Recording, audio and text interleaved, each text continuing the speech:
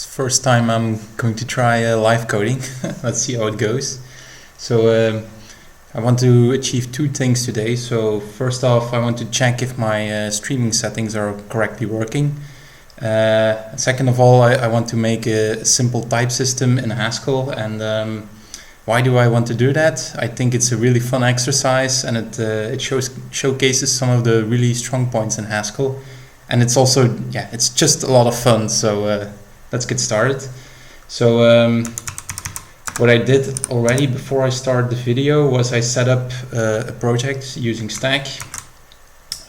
So you can see the directory structure with tree, and the command I ran was this. So I made a new project called Playground, and I used the simple HPAC template because that's what I'm used to basically, and it gives you this project structure, and it's really easy to get up and running. If you want to compile it, it's stack build and stack run to run it, and there's basically only one Haskell file, and that's I think all we need today. My language server is being a bit difficult, but let's ignore that for now. So I want to build a simple type system. So first, for that, we need like some kind of language. So first of all, let's make an expression type. We want to have numbers. Let's use an integer. And we need two different kind of types, because otherwise there's nothing to type check. If we only have numbers, then it's immediately finished basically, because you know that it will always return a number. Let's say we also have booleans, and let's add two simple operations on them. So let's make a sum, and that takes two sub-expressions, and an AND expression that takes two booleans, or it should take two booleans, but we don't know if it's correct yet. What we want to be able to evaluate it, or let's see. We have our expression now, but if we let's write an evaluator for it. So first of all, what does this return? That's already a good question. That's already going to be quite difficult, but let's see where we end up. That's a good exercise, I think. Either we will get some kind of error. I'm just going to put string there to see. We can fine tune the type later. And we want to have, let's put an integer here. In some cases it will return a boolean, but let's figure it out when we hit that issue. So, if we have a number, then we should return the number. And also, before I continue, I should set up the rest of my editor. So what I like to do is I open my Vim, and then I just make a vertical split with terminal on the right side. And then you can just do a command like stack build file watch, and that will run every time you save your file on the left side. Sometimes I use GHC IDE. That gives much quicker feedback, but for now Stack is just fine.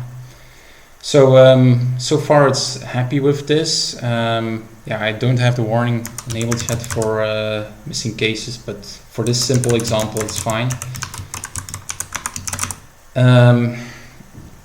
And now let's try evaluating a boolean. So one thing we can do is we can say that booleans are integers, or we can add a kind of result type. Or what we can do is we can use another layer of either. So either we have a boolean or an integer here as well. This will fail to type check here because we will have to return x. Needs to be wrapped twice. Let's see. Okay, so this case type checks now, but the one below doesn't.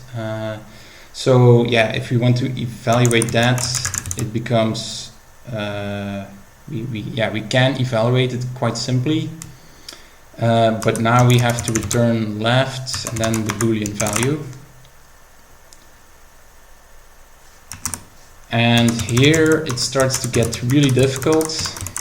Like, yeah, how do we correctly do this? And yeah, this is not a nice way to go. It can be done much better.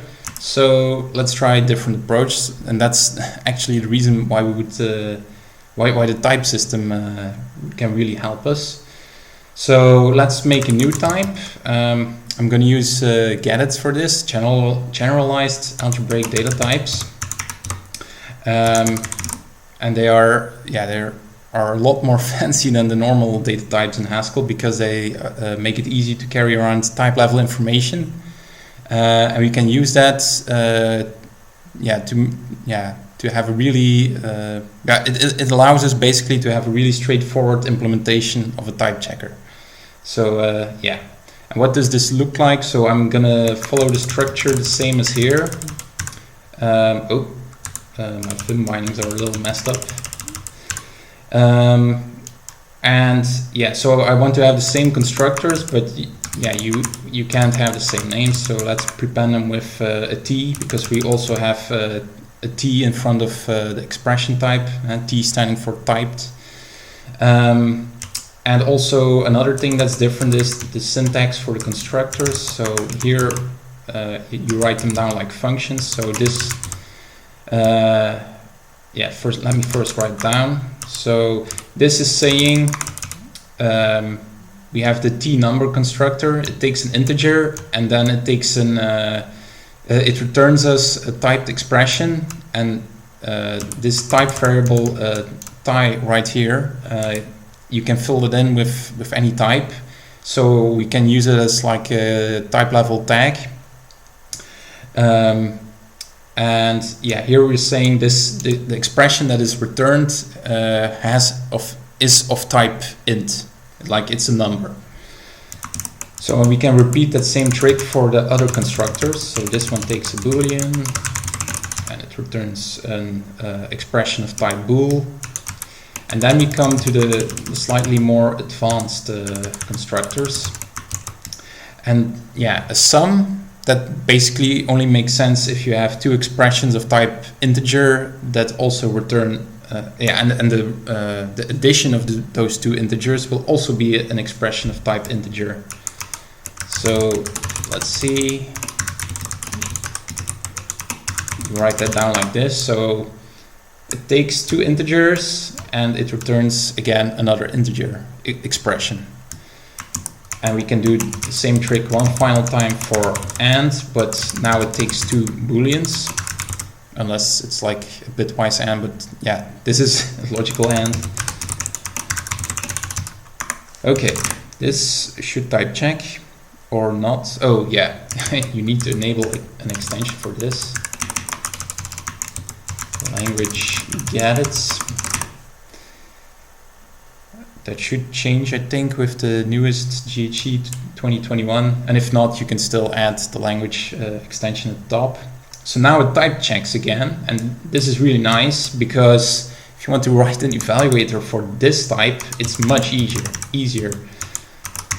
You can just say an expression of a certain type evaluates to that type.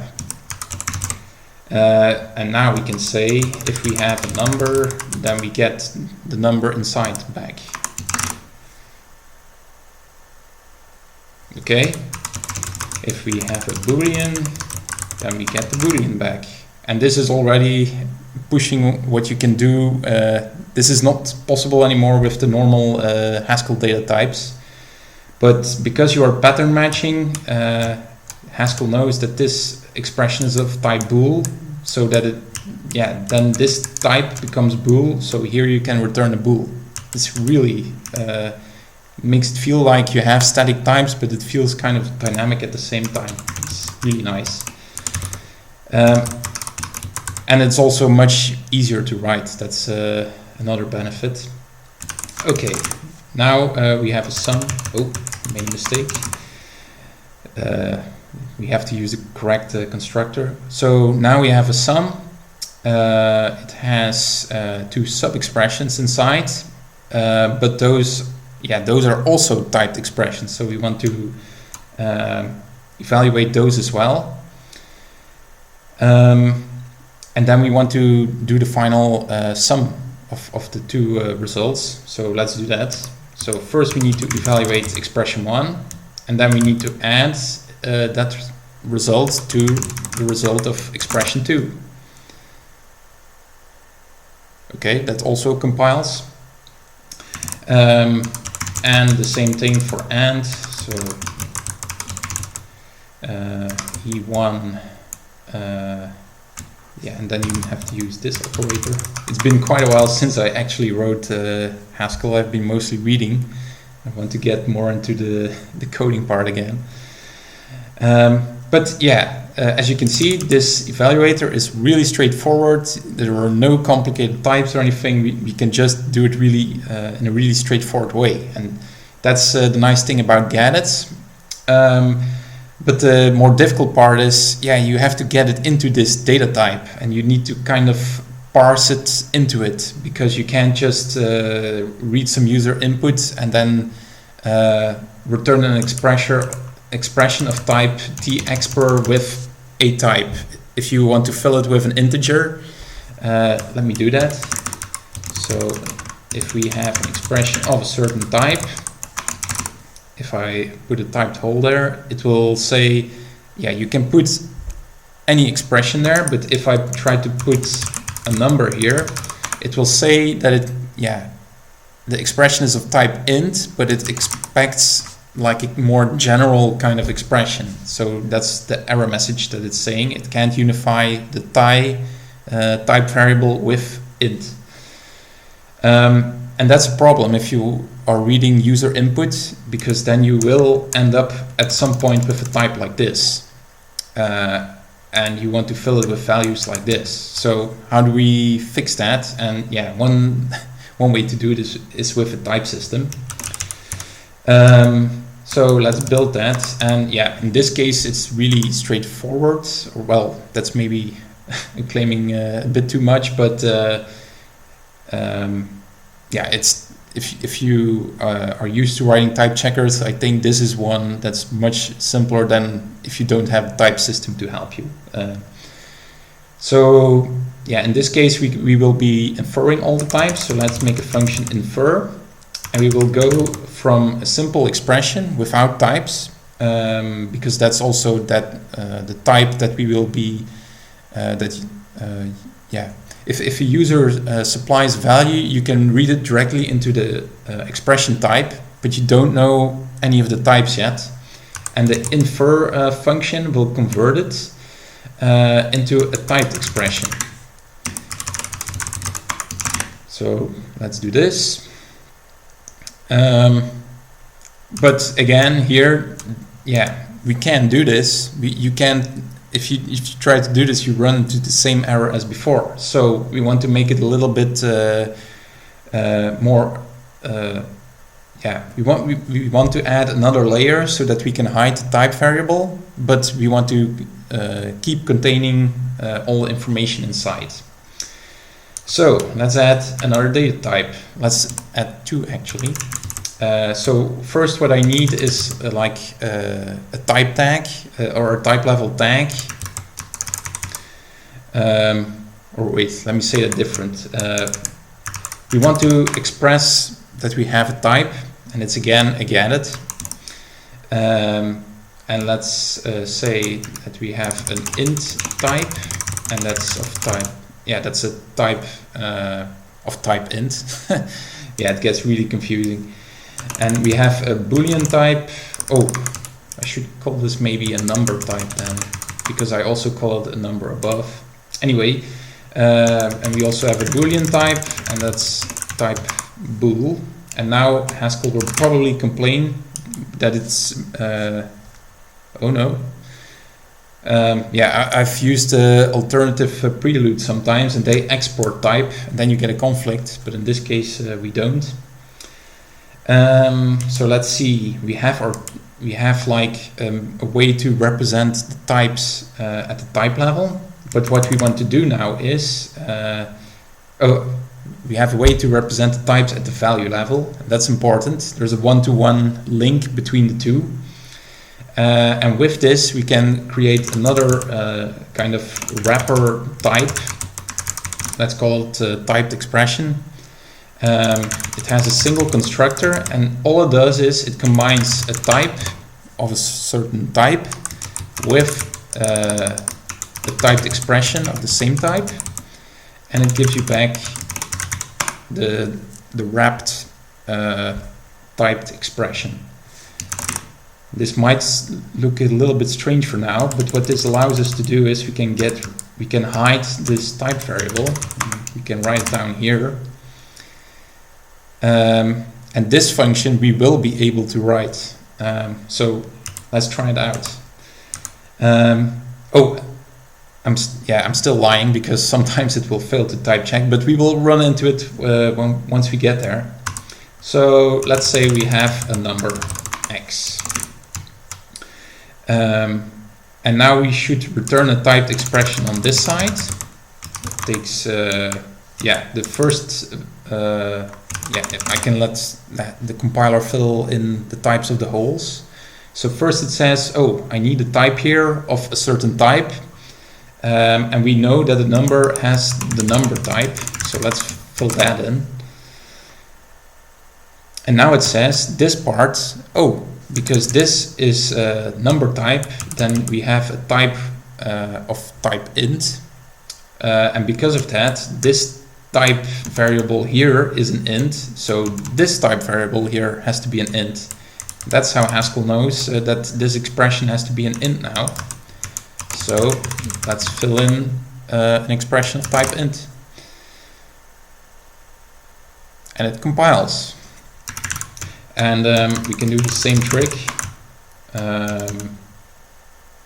Let's try this. I want to see the type error here. It should complain saying, oh yeah, it can't match the type int with a boolean. So let's change that.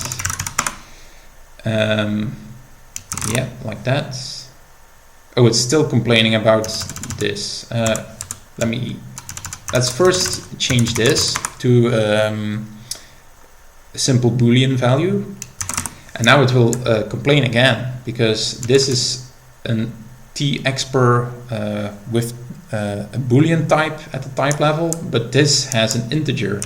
So here it's saying we have a boolean, and here it's saying we have an integer. That's not doesn't make any sense. So here we have to say that this is a boolean type. And now it compiles again. Okay, and now we have two more cases. So we have a sum of an expression, and now we run into another issue. Like, what do we fill in here? We can do a little bit. Like, we know it has to be a number type, but now we still have those two sub-expressions. And those sub-expressions, they can be of any type if the user fills it in. Then they can do true plus true. Doesn't make any sense unless you're in maybe a dynamically typed language. But in this simple toy language, it doesn't make any sense. So now the actual checking part comes. So we need to introduce either, because either we will have a type error, that's the type we still have to make, or we will get back the typed expression. So let's make our type error data type. One single constructor. That will be enough for now, I guess. And now it will start complaining because it expects you to return an either value. So we have to wrap all these. You can do write, or you can do pure. That also works. At least the first two cases are happy again, but this is still complaining. So what we can do is we can rewrite it a little bit. So you can, because we are using either and it's a monad, we can use do syntax. We can at the end return a typed expression that is a number type. But now we have to, we have to check the types of expression 1 and expression 2. So what we can do now is we can just use recursion and we can infer those two. We can infer the types of those expressions. And let's see what this gives us. So here on the right, it's saying we have two expressions and we have two typed expressions. But we still don't know yet if the types are correct. So let's check that. We can pattern match or destructure it. And what we want here is, we want, let me first write it like this. So here it's saying now we have one type and we have another type, and you can also see that these types are linked together and also that these types are linked together, but those type 1 does not have to be the same as type as a type variable. So what can we do? We can do a case expression. Let's check the two types. We can do it at the same time with a tuple.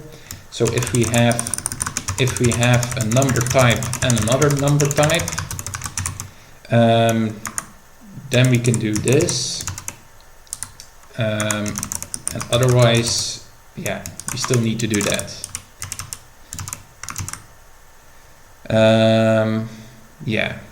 So hang on a minute. So here I want to say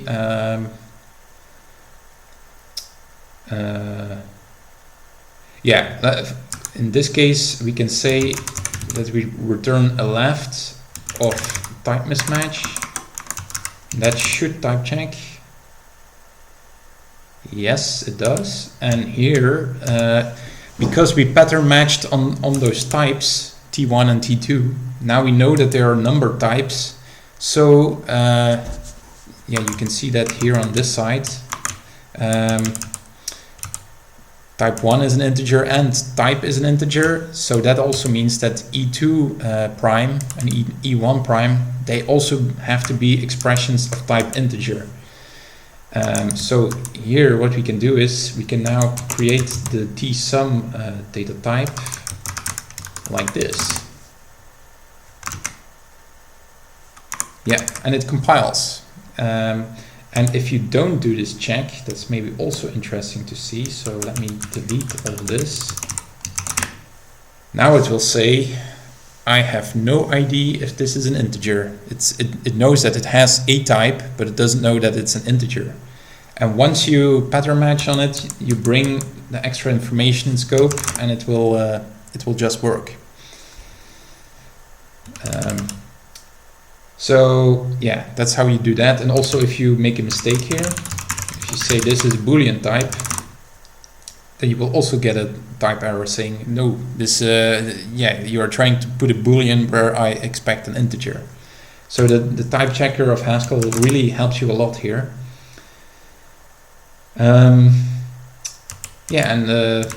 This type check, so we have one final constructor that we have to do, but it's basically the same. So again, copied it in the wrong way. We have to infer the type of those two sub-expressions, and now it has to become a Boolean type, and here also a Boolean type, and then this has to become the AND constructor. And this has to be a Boolean type, but let's just see what error it gives here. And again, here it also sees that bool has to be, it can't match it with an int. So the type checker has your back in every possible case. So now, this is the simple type checker for at least these constructors. Maybe we can add a few later. But now we can make some expressions and see if they type check or not. So let's get rid of this hello world. Let's make some expressions, and then for each of those expressions, let's first see if this type checks. No. Is that control.monad? It's been such a long time since I wrote Haskell. No. Oh, it's 4m. Or yeah, the one I have in mind is from control.applicative, I think. If this is not the one, I will use 4m. Need to look that up later. Anyway, doesn't matter. Yeah. So now we can do a simple. We can print it out, the expression, first see what we have, and let's fill this expression with a value. So number 42. This. Oh, I need to derive show for it. That's funny.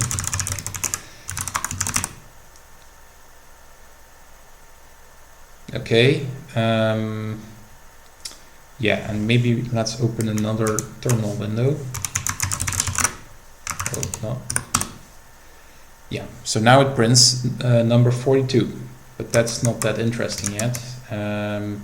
So what we want is we want to have the typed expression.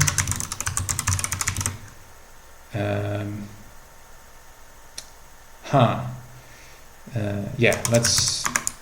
I think we have to use a let here, so let is this, and now let's print both. Oh, yeah, I need to add some more show statements, and probably also for the types. Yeah, exactly. Yeah. It's been a while since I did that.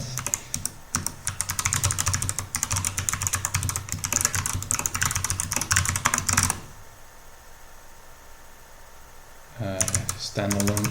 Yeah, so for this special, for gaddits, you can do deriving show. It has to be with standalone deriving or something more fancy. So, I made a typo. Okay, and I think I have to do the same for type, and probably also for yeah. So I'm just following the compiler errors now. Okay. So what we see here is the number 42 is we try to infer a type for it, and it succeeds because a number always type checks by itself. It gives us back a number type. That's another window. So yeah, we can add some more scenarios now. Let's see. Boolean true. Let's make a sum of number 10, number 32, and let's make an AND of number 10. That's a mistake, and the Boolean false. Let it compile. What do we see here? So here we see this was a case that we had. The Boolean types checks as a Boolean type, and the sum that also types checks So here we have, it has a number type, and then you have the sum with inside those other nested int expressions. And for the final case, for the AND, there we see that, oh, we have a type mismatch. The error is really bad because it doesn't say us anything except for that there is a type mismatch, but it works. We have this now, and we can even evaluate it now. If we know that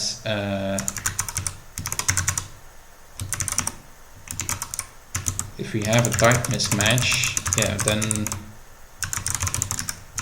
we could say that we have type error, and if we get an expression back, so then it would be this.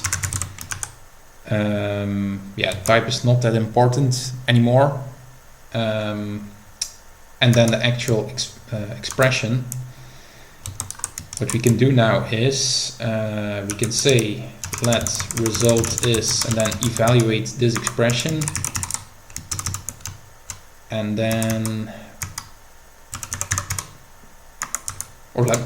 let's keep the typed expression here, and then the final, I made a mistake, the final result.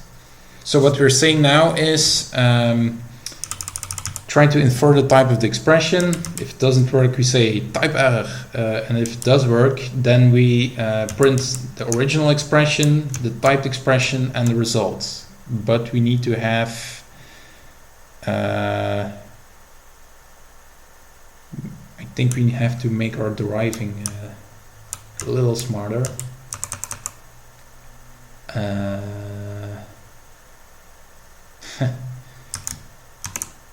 Right, let me see. So if we have this, oh no, that's not the syntax.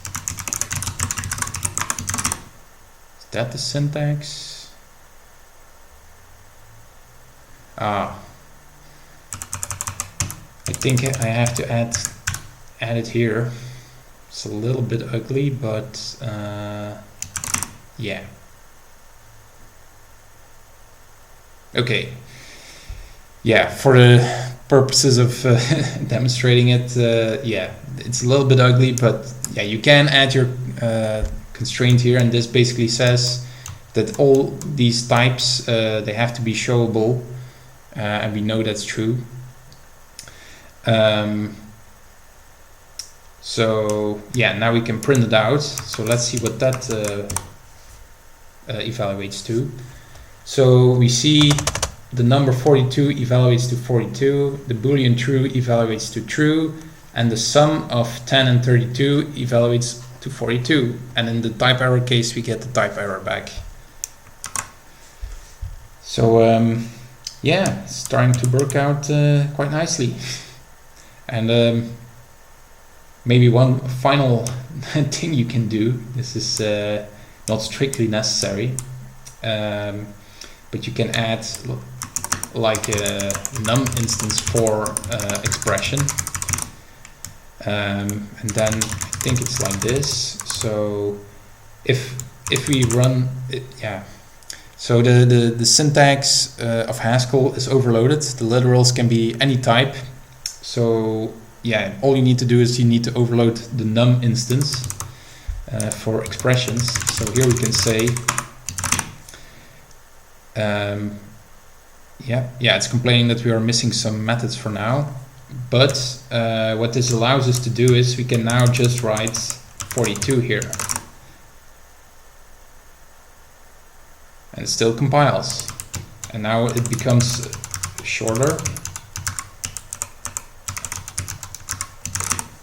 It's, I'm not saying this is the way to go, but it's sometimes makes it easier to test a lot of simple scenarios. And we can go even further if we say that a plus b is sum of a and b, and we can rewrite that again as plus is sum. If we do that, then we can say 10 plus 32 and I will show it in the other screen. Here again it says the 10 is evaluated to number 10, 32 to number 32, and then the sum, the plus operator is evaluated to sum, and then it builds you this complete expression. So yeah, now you can go really crazy, and you can even do multiplication and all the other operators. But yeah, that would take us a little too far. But now you can even do this. And it will still type check and evaluate. And maybe, yeah, that's pretty much all I want to show you, but maybe one final thing to show is an if expression. You can add many more cases, and it all works the same. Well, it does get a little bit more difficult with lambdas and applications, but yeah, that's an exercise for you at home. But let's say that we have an expression, an if expression. An if expression, so if and then some condition, and then you have the true branch, and then you have the else branch. And in Haskell you can write it down like this.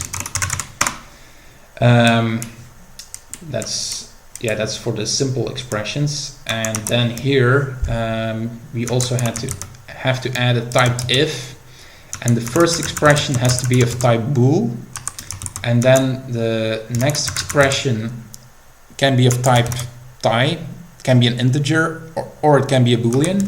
But what's important here is that the other branch also needs to have the same type, so you can't return an integer in one branch and a boolean in another. And the end result is again of that same type. So if you have an if expression, some languages have that, like Haskell. So let's say if blah blah is true, then 42 else 1000. Yeah, so x is of type integer because this if expression either returns this value or this value, and you can't put true here because both branches have to be the same. And that's all encoded now in this single line right here. That's again why I like get so much, because they're so powerful. And let's see what happens now. It should type check, but we don't have the warning on for missing missing pattern matches. So let's see. Yeah, we have to add it to the evaluator. So if we run into an if, and then we have our condition, and then we have the true case and the false case. And what we have to do now is we will have to what we have to do is we have to evaluate the condition. So if, and then evaluate the condition. Then if the condition is true, then we have to evaluate the true case, and otherwise we have to evaluate the false case. That's the evaluator. And now we have to write the we have to type check it. We have the if, then the condition, the true branch, the false branch, and here we go. It's going to be a little bit more involved. So first of all, we can say, okay, we want to infer the type of the condition, and this type, how should I call this?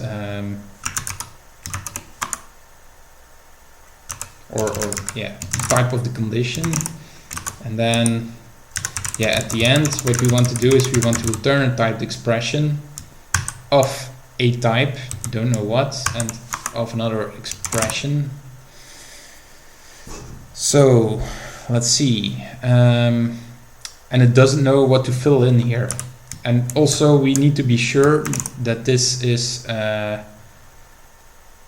of type bool. So we have to check it.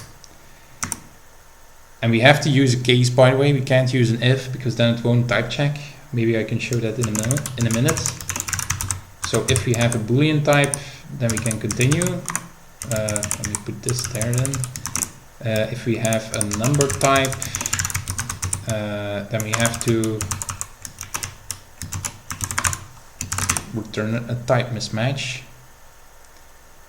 And it's happy about that, but yeah, it's still complaining about these two typed holes. But now we know that the condition is okay. Now we can type check the true case and the false case. So let's see. Yeah, it's basically the same dance like before. We have the type of the true case.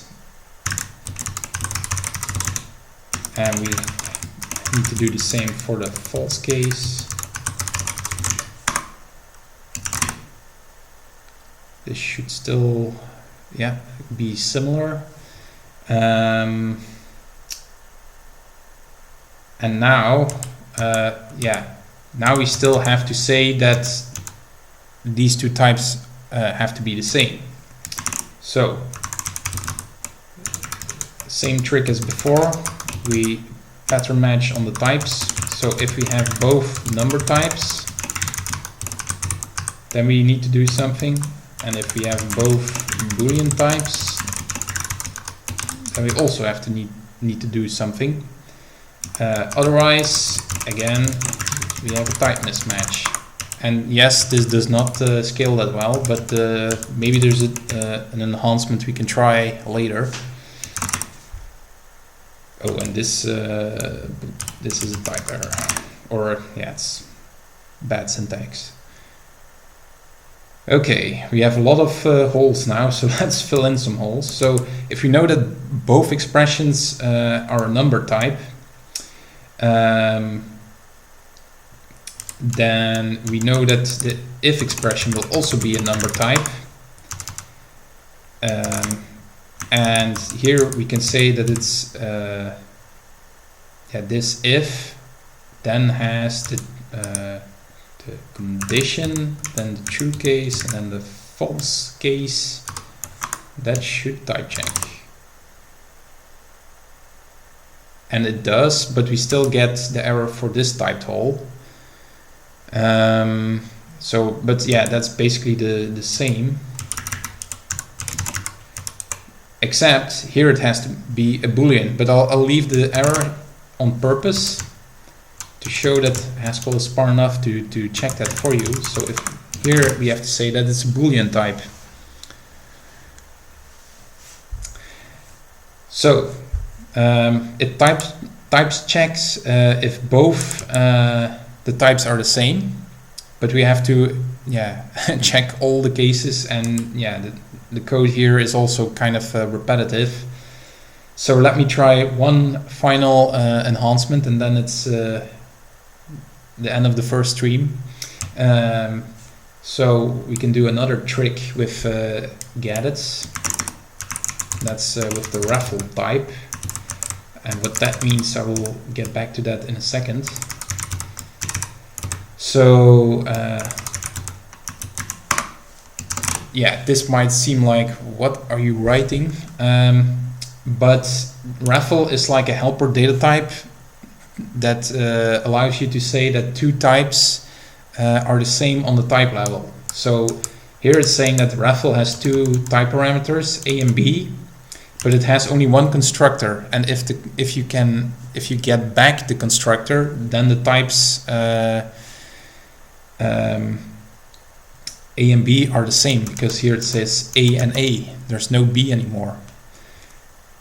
And what we can do now is now we need to write a helper function. Let's write here.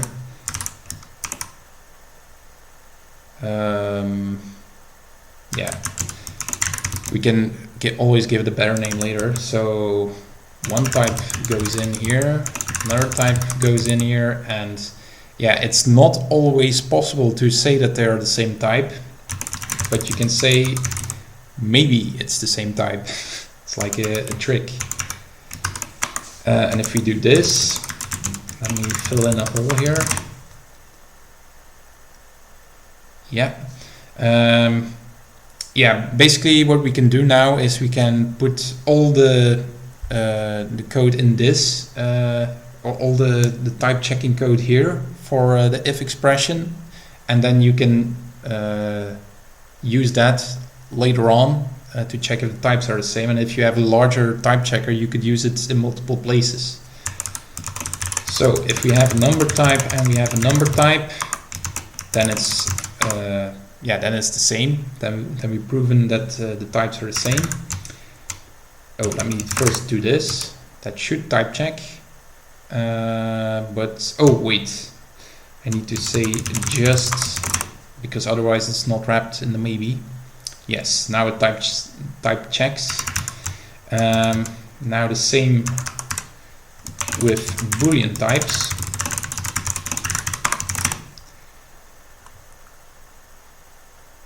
Okay, that also works. And if I do this, just to show that Haskell is smart enough about these things. Wait a minute, that's not what I want. I spoke a little bit too soon. Oh, but it's saying inaccessible code.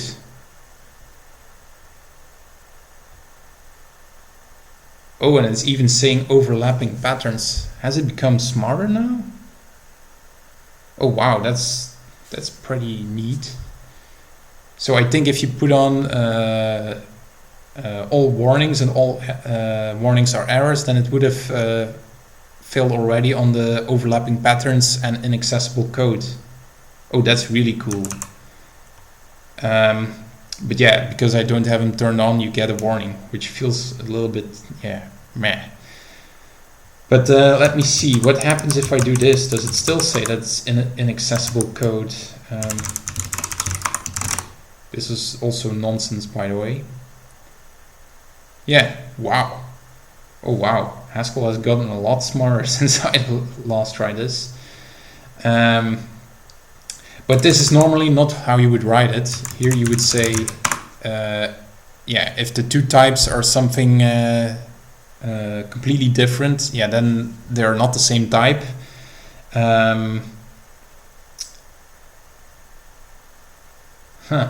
Makes me wonder. But yeah, if they're not the same type, you can't return raffle. You can't return the proof that types are the same. But this makes me wonder, can we cheat and say that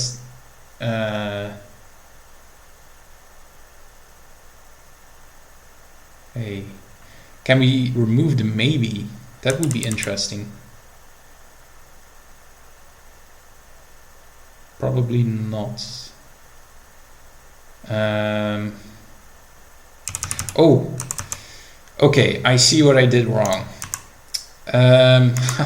Yes. Oh, yeah, it's good that I wrote this. So those two types, yeah, the way I wrote it, it's always true. So then you can remove the maybe, but the clue is we don't know if the types are true. But if you fill them in here with raffle, then then it has to be true. Okay, now I don't get overlapping patterns. Okay, so it wasn't Haskell being smart, it was me being stupid. Let's see. So what I wanted to try was, if you have number type and Boolean type, for example, then it will complain probably. Yeah, now it will say there's no overlapping pattern, but if I say just raffle now, then it will start complaining, saying the types are not the same. So let's put nothing here, because we can't match it. And now it's happy again. And we can even ignore this, because basically, let me reorder it. If the second type is not the number type, but the first one is, yeah, then we can prove that they are the same type. And we need to do the same trick for Booleans.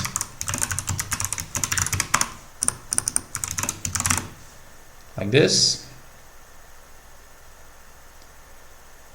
And now the function is complete. And what we can do now is we can go here and we can do this. Case is equal type, and then the type of the true branch and the false branch. If we get back just raffle, and now this part needs to change, but let me comment it for now. And if we get back a nothing, then we have type mismatch. So you can already tell that it's getting shorter, but we still have a question here. What do we need to fill in? So the first part stays the same. So pure, then here we have typed expression. The type we don't know yet, but let's get back to that. And this is the same because we want to return the typed expression. And the cool thing now is we know the type of T prime, we know the type of F prime because those are type T and type F. And because we got the raffle constructor back, now here on the right side we see that type 2 is equal to type 1 on the type level. And we see that type T has type 1 and type F also has type 2, and yet those are the same now. So we can choose one of them and it will type check. And you could have chosen the other one, it would still type check because Haskell knows, because they are of the same type, it will, yeah, it doesn't matter, they're exactly the same. And what we said above here was, because these have a certain type, the if expression as a whole also has the same type, and that's also why you can fill in that type here. And yeah, the nice thing about this approach using raffle is we don't have to write down each of the cases separately, like for numbers, for booleans, and so on. We just write this one, just a single case, and it's happy for all cases if you have an equal type. But yeah, we need to try it out still. So this still works exactly the same as before. And now let's make an if boolean true. Then here let's say 100. We don't need parentheses, and otherwise 10 plus 32 because I'm running out of inspiration. And this should type check and it should evaluate to 100. And it does. It becomes a little large. So here we have if boolean true and then the number 100, and otherwise we have the sum of 10 and 32. And that type checks, and you see here that it fills in the number type. We have the typed if, the typed boolean, and the typed number, and here we have the typed sum, and we see that it evaluates to 100. So that works. And if I put false here, that should also work.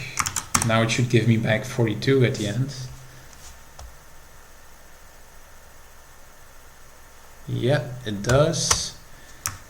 Okay, so let's try to fill in some nonsense here. So if 1, let's say we're working with C here, because there you can do that, also in JavaScript and other languages. And now you see, oh, we get a type error. But yeah, we don't know where, but we have a type error. So let's bring back this boolean, and let's say, okay, let's put a boolean here. This should also give a type error.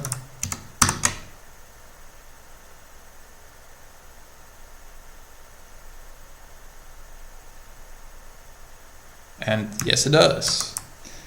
And we can do the trick one final time.